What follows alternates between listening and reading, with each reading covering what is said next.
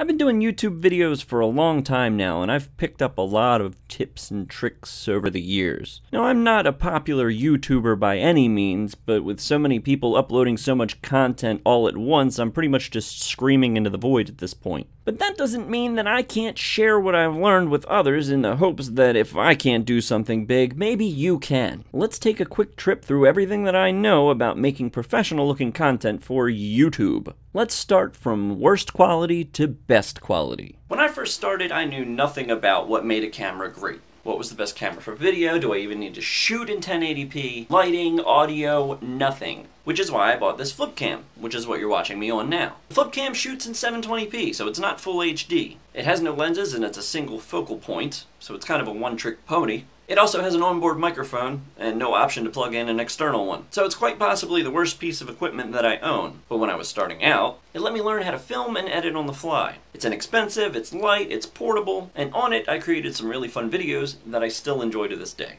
The next piece of equipment that I purchased is my Canon Rebel T3i, which is the same camera that I use to shoot all of my videos to this day. But you might notice something a little bit different about this footage compared to most of my recent videos. I'm using the onboard microphone for the camera body, which, more times than not, sounds more echoey and it also picks up a lot of excess room noise. One thing that you might also notice is that the footage is a bit yellow and kind of grainy. And that's what happens when you don't have proper lighting. Most lights in the average home emit yellow light, which may force you to do additional color correction once you get into editing. And the noisy video? That's caused by a high ISO. It needs to be particularly high in order for you to see me under these lighting conditions. So let's change that. See what a difference a couple of lights makes? But the audio still sucks. So let's fix that too. Here we go. Now we're getting somewhere. This is what the audio sounds like with my Rode mic connected directly into the Canon Rebel T3i. The only issue with this is that I can't get the microphone closer to my face, and for some reason the Canon Rebel series hijack any adjustments that you might make onto the Rode mic and processes it within the camera body. So, let's solve that problem, shall we? Hopefully you're noticing a huge difference. The audio is now under my control instead of up to the discretion of the camera body. The trick is, this is that same Rode microphone, but it's plugged into an independent digital recorder, the Zoom H4n. Essentially, I'm recording video and audio on two separate devices. It takes a bit to get used to, and you definitely have to remember to hit record on both of them before you start. It also adds an extra step in the editing process. But for truly professional looking and sounding video, it's the best option. One last microphone that I wanted to try out is the one that I use for all of my vlogs, which is the Blue Yeti Pro. It's a USB microphone, but it also has XLR outputs, which are the same ones that you would get on any standard microphone. So technically, I could plug this thing into the Zoom H4n just like I did with the Rode mic. I just prefer the use of the USB. So I can record directly onto my laptop, but I use a free program called Audacity. It's the same two-step process that you would do recording audio and video separately. I just record them differently depending on the microphone. The next thing that I want to talk about is probably the biggest hurdle that any YouTuber will have to overcome.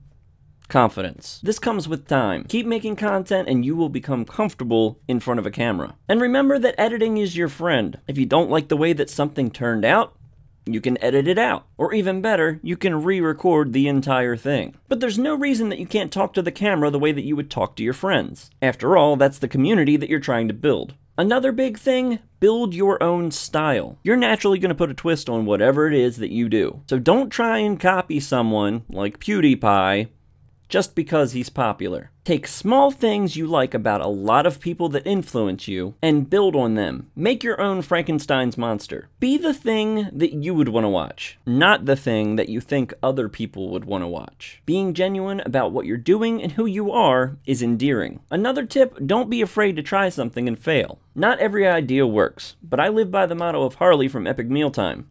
Commit to the upload. If it seemed like an idea that was good enough to film, then edit it and upload the damn thing. The point that I was trying to make with the audio and video equipment is there is a very fine line between looking like you don't know what you're doing and looking like a professional. But quite possibly the biggest point that I want to make is that even more important than good video is clear and crisp audio. I can't tell you the amount of videos that I've clicked off within the first 3 seconds because of terrible audio. With so many people so focused on great video, the big difference that you can make is amazing sounding audio. You can shoot an entire movie with an iPhone, but you would still have to record the audio separately. I've been asked before what software I use. I use Sony Vegas Pro 11. It's not the best, but it's done me pretty well so far. I've edited everything from vlogs to short skits to music videos on it. And one add-on that I started using last year that I really love is Boris Continuum Complete. It allows you to create 3D extruded text, and it also helps me out with green screen. Speaking of green screen, here's before and after. This is how I get those cool backgrounds on the videos for Free Bacon and Puppies. And it's a pretty easy way to clone yourself.